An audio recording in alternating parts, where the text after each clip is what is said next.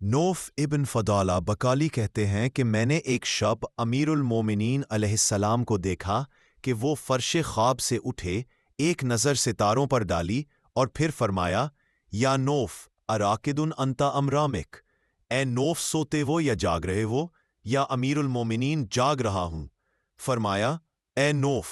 خوش نصیب ان کے کہ جنہوں نے دنیا میں زہد اختیار کیا اور ہمہ آخرت کی طرف متوجہ رہے۔ یہ وہ لوگ ہیں جنہوں نے زمین کو فرش، مٹی کو بستر اور پانی کو شربت خوشگوار قرار دیا، قرآن کو سینے سے لگایا اور دعا کو سپر بنایا، پھر حضرت مسیح علیہ السلام کی طرح دامن جھاڑ کر دنیا سے الگ تھلگ ہو گئے۔ اے نوف،